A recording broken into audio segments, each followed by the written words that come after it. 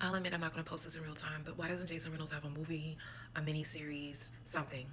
Why? Please explain this to me now. And maybe he has something in the works. Jason, please tell me. Please tell me.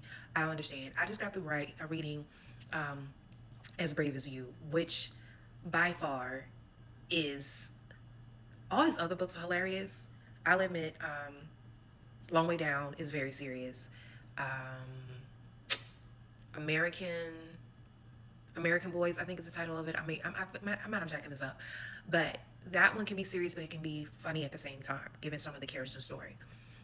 But like Bettina, Ghost, Sunny Lou, that whole track series is funny.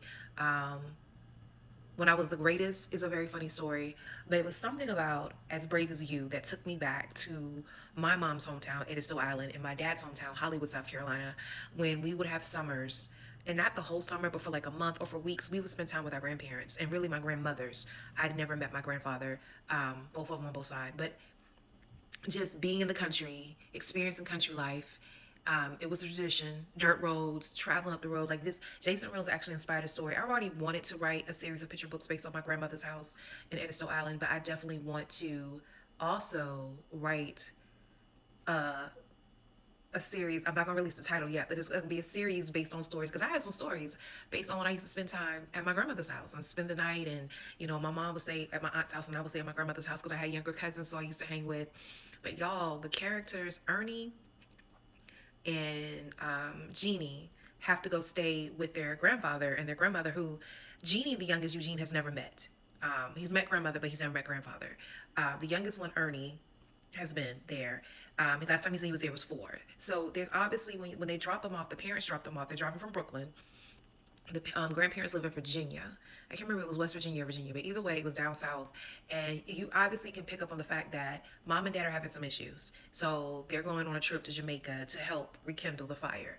Um, Jeannie, the youngest, is hoping that, okay, you're going to also, um, I don't want this to go to divorce, so hopefully Jamaica will help with this. But Jeannie also, I did catch the age of Jeannie, but the oldest one, Ernie, is about 13. He's 13 because he turns 14 in the book. So I'm assuming Genie is not in middle school yet. If he is, he's a 6th grader. If not, he's like 5th or 4th grade. But he has all these questions. He has a question notebook, and when he gets a chance, and if it doesn't get answered, he researches them. So grandfather automatically calls him detective. So they arrive to meet grandfather, who they did not know that grandfather is blind. He has glaucoma and he's legally blind. Um, and it's just so many fascinations and so many memories. How, despite the fact that they're on summer vacation, grandmother's waking them up at 6:30 in the morning to do chores, and to help with the garden and to help around the house.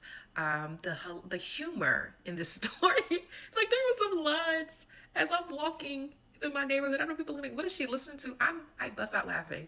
It was so hilarious. It was, when I say it was so hilarious, from the lines that Jeannie would say, from the lines that I can't remember her name right now, but Ernie had a crush on a young lady who was not lived too far from his grandparents, who lived in the middle of the boonies. But y'all, if you have not got a chance, I remember when I first saw the cover, I don't know what I thought it was about, so I skipped over it. Which I'm learning now, you don't skip over anything by Jason Reynolds. He does not miss. He's one of those authors who do not miss. Okay, so again, as brave as you are, you need to read it.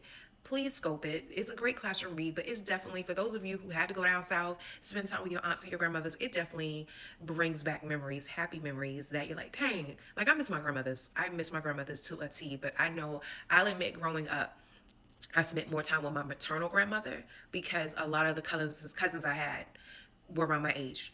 I didn't have a lot of cousins around my age at my paternal grandmother's house, even though eventually we had a few cousins here and there. But overall, like female cousins, and we were closer, I'll admit, with my maternal side because of the age range. But y'all, it is super crazy. So the conflict that ensues is, number one, how are they going to fit into this new country life?